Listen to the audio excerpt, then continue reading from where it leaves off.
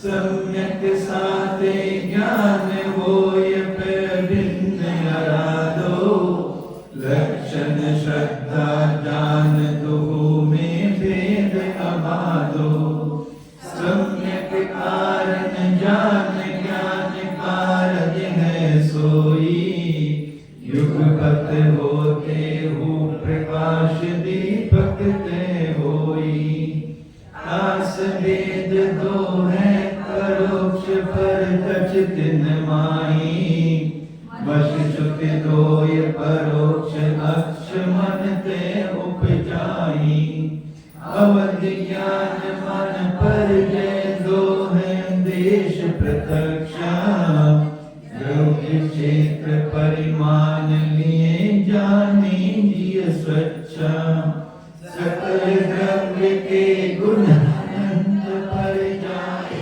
अनंता जाने एक काल प्रकट केवली भगवंता ज्ञान समान न आन जगत में सुख को कारण धर्मामृत जन्म जरामृत रोग निवारण कोटि जन्म तप तपे ज्ञान कर्म धरेंगे ज्ञानी के चिन्ह माहि विगुप्त सहज करेंगे मुनिव्रत धार अनंत मार देवक उपजायो निज आत्म ज्ञान बिना सुख लेश न पायो तारे जिन कथित तत्व अभ्यास करीजे संशय विभ्रम मोह आपो लख लीजे यह मानुष पर्याय सुकुल सुन बोझिन वाणी यह विद कहे न मिले सुमनि जो उदर समानी धन समाज गज बाज राज तो काज न आवे ज्ञान आपको रूप भये फिर अचल रहावे आस ज्ञान को कारण सुपर विवेक बखानो कोटि उपाय बनाय बलता को उद्धानो जे पूरब शिव गए जाहि अब आगे जे है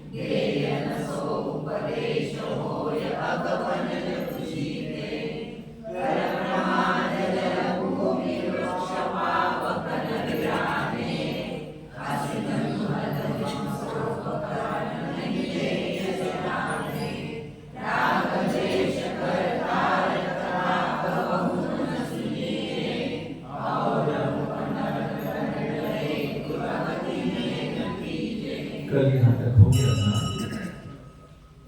5 प्रकार के अनुव्रत और 3 गुण व्रतों का स्वरूप यहाँ कल बताया गया। अनंत दंड हम अपने जीवन में अज्ञान के वश बराबर करते रहते हैं, पता ही नहीं रहता कि क्या कर रहे हैं। तो ऐसे जानबूझकर ऐसा कुछ कार्य मत करो। आगे 4 शिक्षा व्रत। 4 शिक्षा व्रत कहा? पहला सामायिक, प्रोषदोपवास, भोगोपभोग परिमाण और अतिथि समिभाव। ये 4 शिक्षा व्रत। इनको शिक्षा व्रत क्यों कहा? क्योंकि ये अनुव्रत महाव्रत बनने की शिक्षा देते हैं, इसलिए इनको शिक्षा व्रत कहा। दयोर समता भाव सदा सामायिक करिए,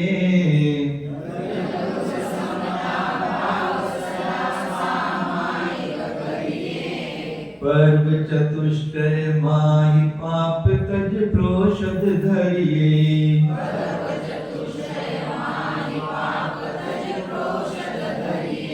दयोर समता भाव सदा सामायिक करिए, पर्व चतुष्टय माहि पाप तज प्रोषद धरिए। हाँ, सुहास का करिए, पढ़ो सुहास का करिए। समता भाव सदा सामायिक करिए, पर्व चतुष्टय माहि पाप तज प्रोषद धरिए। पहला शिक्षा व्रत है सामायिक। सामायिक किसे कहा? समय। समय से सामायिक शब्द बना है। समय माने आत्मा, यानी अपने उपयोग को अपने आत्मा में स्थिर करना सामायिक। समता भाव धारण करके। समता भाव मतलब सब्जियों में समता भाव, या सब बाह्य संकल्प विकल्पों को छोड़कर, सब विकल्पों को छोड़कर, सब विभाव परिणामों को छोड़कर निज स्वरूप में स्थित होना समता भाव। यानी अपने उपयोग को विषय कषाय तो हमारे विपरीत परिस्थिति वाले हैं, और सम परिस्थिति वाली कौन है? ये मेरी निशुद्धात्मा आत्मा, जो मेरी सम स्थिति वाली है, उसमें समता भाव रखना। विभाव परिणामों में वे सब विषम वाले हैं। संकल्प हो विकल्प हो जो वे मेरे स्वभाव रूप नहीं है, विभाव रूप है, उनको विषम भाव कहा। और समभाव किसको कहा? जो मेरे आत्मा के साथ मुझे मेरे अपना भाव रखना, वो समभाव। तो ऐसे समता भाव धारण करके सदा सामायिक करिए। सदा माने हमेशा। कई डॉक्टर के यहाँ बैठे हो, अभी नंबर नहीं आ रहा, वेटिंग टाइम है, तो क्या करोगे? क्या कर सकते हो? या तो न्यूज़पेपर रखा होगा वहां पर, या मैगजीन रखी होगी। हाँ, या मोबाइल, वो सबसे अच्छा साधन है। मोबाइल देखोगे, बात तो करोगे नहीं वहां पर, क्योंकि बैठ कर डिस्टर्बेंस होगा। ये सब विभाव हैं। पत्रिका पढ़ना है, न्यूज़पेपर पढ़ना है, उस समय भी क्या कर सकते हो कि आंख बंद करके बैठ जाओ। ये कितने श्लोक अपने डेली लाइफ में आते हैं। जैसे पत्नी ने कहा कि खाना तैयार है, आ जाइए। आप पहुंच गए, टेबल पे बैठ गए। अब उसको फोड़नी डाल रही है, कर रही, वो कर रही है, 2 मिनट लग गए। तो 2 काम हो सकते हैं। तो गुस्सा करोगे, मुझे उठा लिया, तैयार नहीं था तो क्यों बुलाया मुझे, थोड़ा काम कर लेता। या उस समय क्या कर सकते हो? बस बैठ जाओ आंख बंद करके। 2 कामों से बचोगे। एक तो पाप जो कर्म बंद होना था उससे बच जाओगे, और घर में झंझट होने से बच जाओगे। हाँ,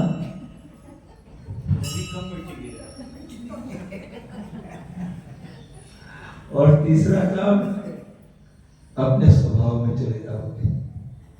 बस जब आएगी तो आएगी, आंख बंद करके बैठ जाओ, 1 मिनट के उस स्लॉट में भी यदि आपने कुछ समय अपने आत्मा के पास पहुंच गए तो उसी समय कितनी निर्जरा कर डालोगे। तो ऐसे प्रत्येक समय में कहीं भी हमको ऐसा मिल जाए जहां हम विभाव में जा सकते हैं, चारों तरफ से आंख बंद कर लो, पंचेंद्रियों को दरवाजे बंद कर लो, अपने उपयोग को अपने अंदर की तरफ ले जाओ। ऐसा अभ्यास अपने प्रतिदिन जीवन में यदि करते चलोगे तो एक अभ्यास बनेगा और कर्म बंध से बच जाएंगे। तो आचार्य कह रहे हैं ये कब होगा? जब हमारी कषाएं मंद होंगी। तीव्र कषायों में सामायिक नहीं होती। मान लीजिए आज हमने किसी साधु को डांट दिया, हाँ दीदी, मान लीजिए डांट दिया, तो सामायिक में क्या है? मुझे डांटते रहते हैं हमेशा, मुझे करते रहते हैं सर, पूरी सामायिक 28 मिनट चले जाएंगे ऐसे, क्योंकि खाली टाइम है ना। अन्य काम में तो विकल्प अपना उपयोग दूसरी जगह लगाया रहता है, पर वो समय में उपयोग हमारा सारी विभाव को परिणाम में जाता है। वहां से हटा के हमें अपने उस उपयोग को कितने अपने पास जाना, नहीं वो मेरा समय उसके लिए नहीं है, उस विकल्पों को हटाओ। तो ऐसे धर्म समता, धर्म और समता भाव, हृदय में समता भाव धारण करके सदा सामायिक करिए। कुछ भी हो जाए, हानि हो जाए, लाभ हो जाए, संयोग हो जाए, वियोग हो जाए, कुछ भी हो जाए, उन सब विकल्पों को हटाकर, संकल्पों को हटाकर अपने स्वरूप में स्थिर होना, ये सामायिक भाव। परु चतुष्टय माही पाप तज प्रोषद तजिए, प्रोषद गथरिए। 4 पर्व आते हैं हमारे हर महीने, अष्टमी और चतुर्दशी, 2 अष्टमी और 2 चतुर्दशी। इन पर्व के दिनों में बहुत विशुद्धि बनती है इन दिनों में। तो पर्व चतुष्टय माही पाप तज, पाप के कार्यों को छोड़कर कितने काम कर सकते हो आप? उपवास कर सकते हो, एकासन कर सकते हो, वनस्पति का त्याग कर सकते हो, ब्रह्मचर्य से रह सकते हो।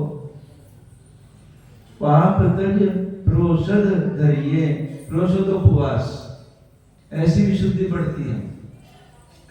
षष्ठी के दिन से वास्तव में प्रोषद शुरू हो जाता है। हाँ,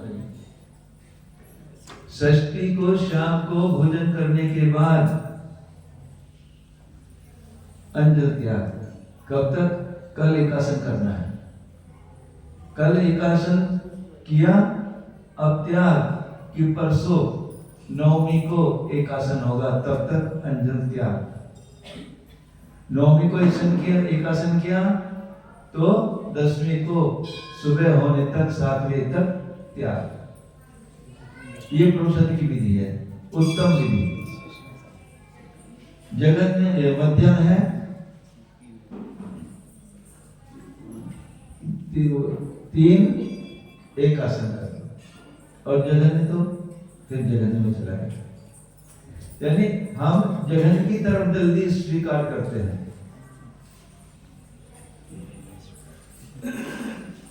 पर करना क्या चाहिए? बढ़िया वस्तु को पहले स्वीकार करोगे या जघन्य को? उत्तम ही करना मुझे। तो जो उत्तम प्रोषदोपवास है उसका क्यों करवा रही है आपसे प्रोषदोपवास उत्तम? क्योंकि ये शिक्षा व्रत है। आप अभी मुनि बनने वाले हो तो अभी से अभ्यास हो जाएगा ना। तो ये सब अभ्यास की चीजें हैं। सामायिक भी, प्रोषदोपवास भी शिक्षा दे रहे हैं मुनि बनने के लिए, आर्य बनने के लिए। तो अभी से ये उत्तम हमको ग्रहण करना चाहिए। 4 पर्व में पाप को छोड़कर प्रोषदोपवास धारण करें। भोग और उपभोग नियम कर ममत्व निवारें। भोग कहते हैं कि जो वस्तु एक बार भोगने में आए वो भोग, और जो बार बार भोगने में आए वो उपभोग। भोजन एक बार किया तो भोग, और बर्तन, साड़ी, कपड़े ये बार बार वही चीज पहनने में, यूज करने में आती है, वो उपभोग। तो भोग की वस्तुओं का आज मुझे 2 धान्य लेना है, आज मुझे इतनी वस्तु लेना है, आज इसके अलावा और कुछ नहीं लेना, ऐसे। और जब भोग का नियम करे उस समय उपभोग का भी कर सकते हो एक साथ ही। आज मुझे एक थाली, एक बाटी, एक चम्मच, एक गिलास और ले लो, गिलास की भी जरूरत नहीं, एक थाली, एक बाटी और एक चम्मच, बस इतने, चम्मच की भी जरूरत नहीं, एक थाली और एक बाटी की भी जरूरत नहीं। हाँ भैया, भोजन की भी जरूरत नहीं नहीं नहीं,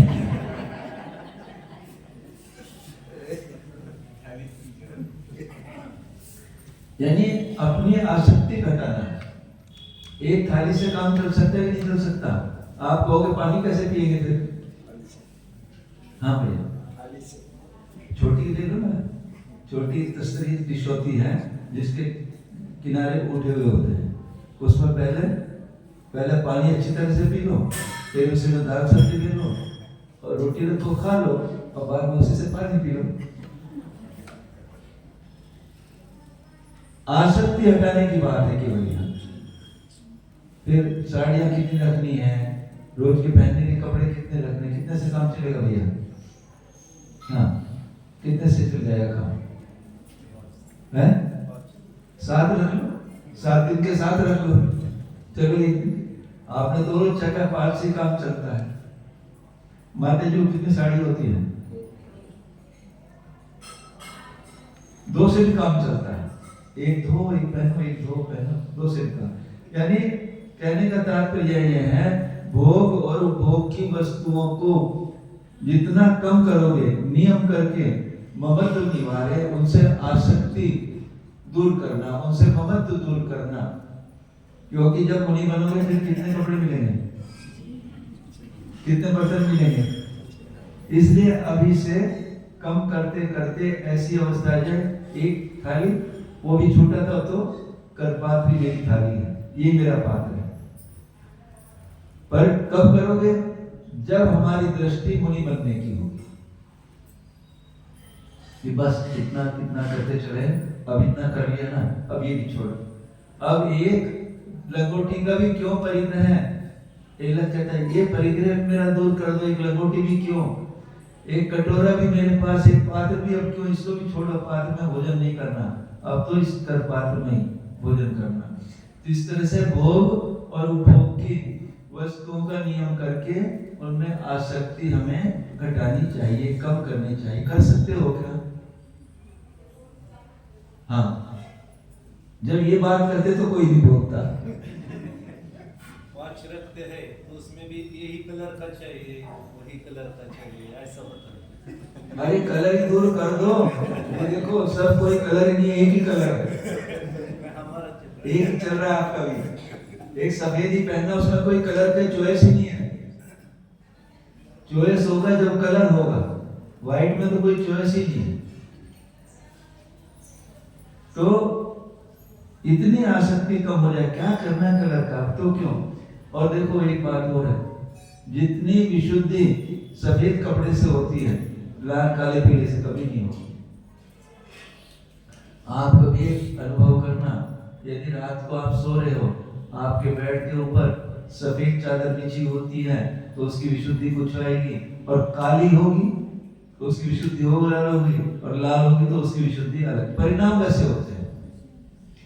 अब इसका अनुभव करके देखना, जितना लाइट कलर होगा उतनी विशुद्धि ज्यादा होगी। हाँ, तो भोग और उपभोग के नियम करके भोगोपभोग परिमाण व्रत, तीसरा, पहला सामायिक, दूसरा पुरुषोदोपवास, तीसरा भोगोपभोग, ये परिमाण करना। और मुनि को भोजन दे, ये पढ़ लिया था क्या हमने? भोग और उपभोग नियम कर ममत्व निवारे,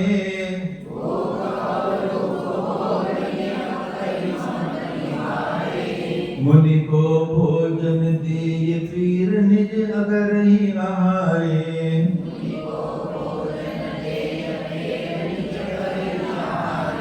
भोग और उपभोग नियम कर ममत्व निवारे, मुनि को भोजन दे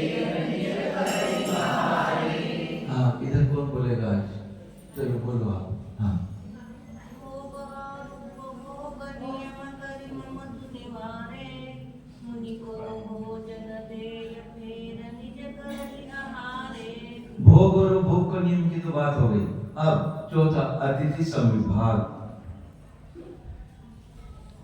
मुनि को भोजन दे फिर निज करेगी आहारे। अतिथि संविभाग बहुत इंपॉर्टेंट है। आपने चौका बनाया, यदि परिवार के लिए बनाया, परिवार को निमित्त करके बनाया, पाप का कार्य। और उसी ने ये भाव बनाया कि शायद नगर में मुनिराज हैं, 8 साधु हैं, मैं शुद्ध भोजन बना लूं, शायद किसी साधु का परिधान मेरे यहाँ हो जाए, तो वही चौका आपके लिए पुण्य का कार्य हो जाए। क्रिया एक ही है। हाँ भैया, अब यहाँ कई प्रश्न खड़े हो गए होंगे कि हम तो घर में तो 2-4 चीजें बनाएंगे, चौका लगाएंगे तो 10-5 बनानी पड़ेगी। आप कभी बना के देखना। और मैं तो कहता हूँ सबसे, जो यहाँ आसपास के लोग हैं, रोजाना शुद्ध भोजन बनाओ।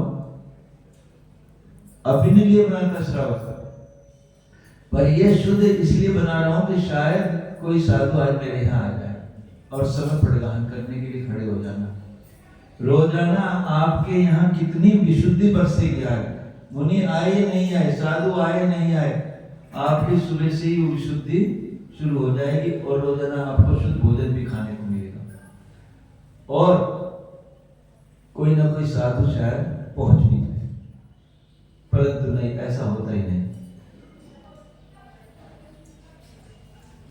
और अतिथि संविभाग करने पर यदि आप 2 चीजें अभी एक्सपीरियंस करना उसका, यदि आप दूसरे के घर में चौके में जाकर आहार देते हो, विशुद्धि तो वहां भी होती है, उसको एक तरफ रखो। और आप अपने घर में चौका लगा रहे हो, आहार देने को भी नहीं मिल रहा, क्योंकि बाहर के लोग आके कब्जा कर लेते हैं।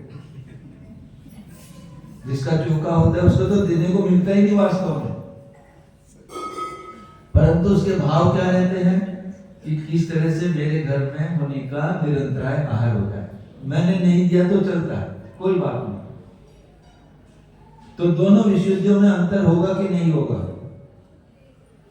आप दूसरे के चौके में आहार जाके दे रहे हो और अपने घर में लगा रहे हो चौका, तो दोनों में विशुद्धियों में कुछ अंतर होगा कि नहीं होगा?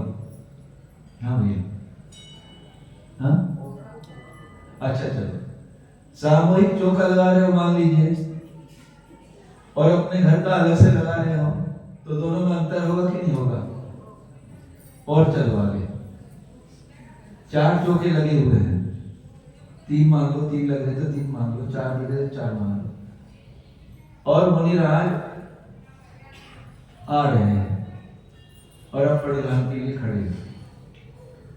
एक फेरी लगा ली, मुनि की विधि नहीं मिली। तीसरी, पहली विधि में, पहले चक्कर में तो ये था मेरे घर आहार होना चाहिए, ऐसा लगता है ना, मेरे यहाँ आहार होना चाहिए। जब दूसरा चक्कर भी लग गया तब भी विधि नहीं मिली। तब आपके मेरे हो या ना हो, इनकी विधि मिल जानी चाहिए, कहीं भी मिले चाहिए, ऐसे भाव आएंगे नहीं आएंगे। और मान लीजिए चक्कर लगाते लगाते आपके यहाँ विधि मिल गई तीसरी बार में, तो तीनों चक्कर में आपके परिणामों की विशुद्धि में कुछ अंतर होगा कि नहीं होगा? पहले चक्कर में यहाँ जाके आपके सामने खड़े हो गए, दूसरे चक्कर में नई विधि मिली, तीसरे चक्कर में विधि मिली, तो कितनी विशुद्धि में फर्क होगा? पर आपने यदि करुणा योग पढ़ा होगा तो उस समय डॉक्टर साहब अंदर केमिकल रिएक्शन कहते हैं उसको, परिणामों से केमिकल रिएक्शन होता है, अंदर के परिणाम जो होंगे उससे शरीर की धातु में भी फर्क आता है। गुस्सा है तो चेहरा लाल हो जाता है ना, वो भी केमिकल रिएक्शन। जिस समय आप परिधान कर रहे हो, आपके विशुद्ध परिणाम है, आपकी विशुद्धता बढ़ रही है, उस समय शुभ कर्मों की, कुकर्मों का बंद हो रहा है, अशुभ कर्मों की निर्जरा हो रही है, और कितने 10 के 10 परिणाम उस समय संक्रमण, सब कुछ उस समय, अपकर्षण, कितनी क्रियाएं उस समय होती हैं। पुण्य कर्मों का बंध, अशुभ कर्मों की निर्जना, संक्रमण, अपकर्षण, सब उस समय हो रहा है। तो ऐसा एक निमित्त मिलने पर ये काम होता है, इसलिए कहा अतिथि संविभाग। ये चौथा जो शिक्षावृत्त है, चौथा शिक्षावृत्त है, चतुर्थ अंतिम, ऐसा अतिथि संविभाग करना। बाहुबली में थे हम, तो वहां एक श्रावक ने 2 प्रतिमा ली थी, इंजीनियर थे, रिटायरमेंट लेके साधना कर रहे हैं, बहुत ऊंची साधना कर रहे हो। रोजाना चौका बनता था उनका, और आके बाहुबली के गेट पर खड़े हो जाते थे पड़दान करने के लिए। हमको तो 15 दिन बाद पता लगा था ये श्रावक इस तरह पड़दान के लिए यहाँ गेट पर, तब उनके यहाँ जाने लगे थे। तो अपने घर में जब यहाँ निमित्त आपको मिला हुआ, पर्यटक में तो वैसे साधु रहते हैं, जब आपको निमित्त मिलता है तो जो भोजन आप जो बना रहे हो उसी को शुद्ध बना लो और पड़दान के लिए खड़े हो जाओ। आ जाएंगे, मेरा भाग्य होगा तो मेरे यहाँ पड़दान हो जाएगा, नहीं तो नहीं होगा। परंतु चौथे का स्वरूप आज हम लोगों ने बिगाड़ दिया है। बिगाड़ा ही नहीं बिगाड़ा। जब तक 5 स्टार जैसा डिश ना हो उसमें, तो चौका ही क्या, ये वास्तव में ठीक नहीं है। जो सामान्य भोजन आप अपने लिए बना रहे हो उसको शुद्ध बना लो, और यदि मुनि आ जाए आपके यहाँ तो मुनि की कितनी विशुद्धि होगी और आपकी कितनी विशुद्धि होगी, इसको आप करके देखना, प्रैक्टिकल करके देखना। हमारी विशुद्धि भी जब इतना सारा बनता तो पेट ही नहीं भरता, जब थोड़ा होता तो अच्छे से पेट भरता है। एक ही वस्तु खाने में ज्यादा पेट भरता है, ये या ये, उससे कुछ पेट ही भरता वास्तव में। तो मुनि को दे भोजन दे, फिर निज करे आहारे, कोई बात नहीं। आपने तो अपना काम किया, बहुत विशुद्धि बनेगी। मुनि राज आ गए तो विशुद्धि, और नहीं आए उससे ज्यादा विशुद्धि। यदि मुनि राज नहीं आए तो उससे भी ज्यादा विशुद्धि। आज मेरे कर्म का योग नहीं था, मेरे आज ऐसा कौन सा अंतराय कर्म हुआ कि आज मुनिराज नहीं आ पाए, और चिंतन चलेगा और विशुद्धि बढ़ेगी। हे भगवान, मेरा अंतराय कर्म ये नाश को प्राप्त हो जाए, मिथ्या हो जाए, ऐसे भाव चलेंगे। हाँ, तो ये अतिथि स्वविभाग करके इस प्रकार 4 ये शिक्षा बताते हैं। एक बार पढ़ लेते हैं। 12 व्रत के अति 4 पन न लगावे,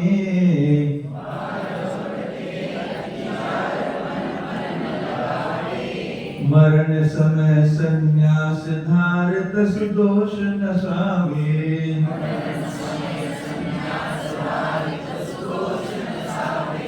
12 व्रत के अति 4 पन न लगावे,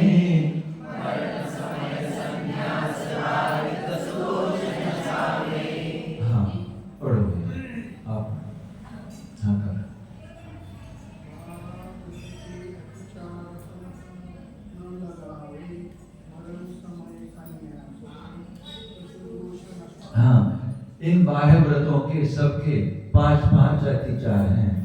इनको अतिचारों से रहित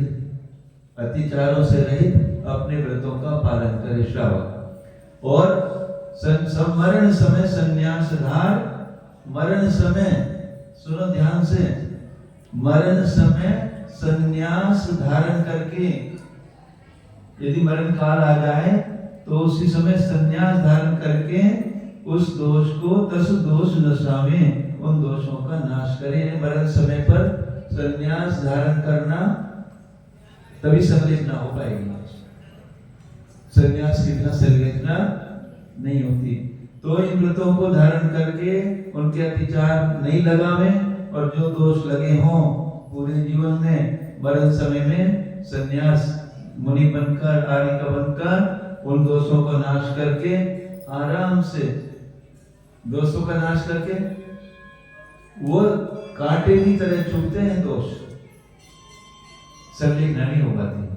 और जब गुरु के सामने अपने सारे दोष निवेदन कर देता है मरण समय पर, भगवान ये सब मेरे दोष हुए हैं, अब मुझे निष्कलंक निशंक कर दीजिए, इन दोषों को मैंने आपके सामने समर्पित किया, जो भी प्रायश्चित हो मैं स्वीकार करके मुझे निवृत्त कर दिए, दोषों से रहित कर दीजिए।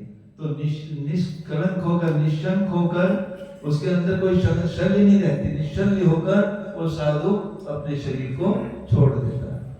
और यदि दोष रह जाते हैं मन में तो फिर वो ये दोष मेरे अभी रह गए, इस जीवन में मेरे से ऐसे दोष हुए, तो उनको निशल्य होकर वो जीव संलेखना करता है।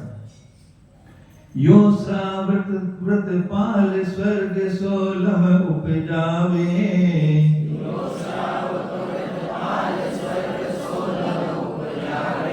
कहते जे नर जन्म पाए मुनि है शिव जावे,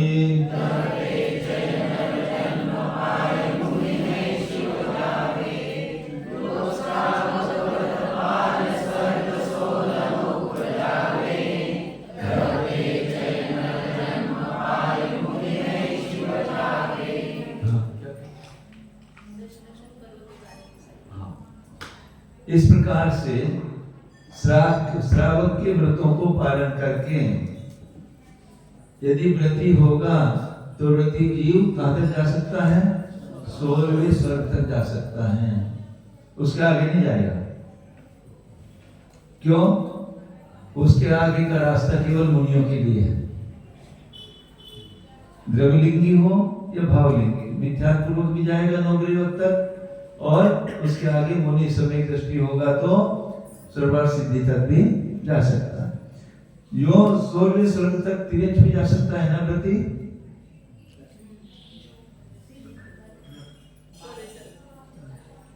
सुनो ध्यान से, जो व्रती तिरछ भी होते वे भी 16वें स्वर्ग तक, 12वें स्वर्ग से आया हुआ जीव तिरछ हो सकता है। 12वें स्वर्ग से आया हुआ, ऊपर के आया हुआ तिरछ नहीं होगा तो मनुष्य ही होगा। 12वें स्वर्ग से ऊपर के 13, 14, 15, 16 ऊपर से आए हुए जितने भी जीव होंगे वो तो मनुष्य ही बनेंगे और कुछ नहीं, परंतु 12वें स्वर्ग तक का जीव तिर्यंश हो सकता है, और पहले दूसरे स्वर्ग तक का और भवनत्री का जीव ये एक इंद्रिय स्थावर भी हो सकता है। पर पृथ्वी, जल और वनस्पति 3 में जाएगा, प्रत्येक वनस्पति, पृथ्वी, जल, प्रत्येक वन, पहले दूसरे सोदर्म ईशान में भी ऐसा बंद कर सकता है एक इंद्रिय का। देखो वैमानिक को, तो नीचे तो भवनत्री में तो जा ही सकता है। तो क्या है? श्रावक के व्रत पालन करके 16 स्वर्ग प्राप्त कर सकता है, और वहां से मरण करके, वहां से छोड़ करके, च्युत होकर के, क्योंकि मनुष्य ही बनेगा वहां से च्युत होकर नर जन्म पाए, मनुष्य भाव को पाकर, और मुनि होकर मोक्ष शिव जावे। ऐसे यहाँ पर 12 व्रतों का वर्णन किया श्रावक का। हाँ, यहाँ पर सूचना है कि अभी अपना महान पर्व 10 लक्षण पर्व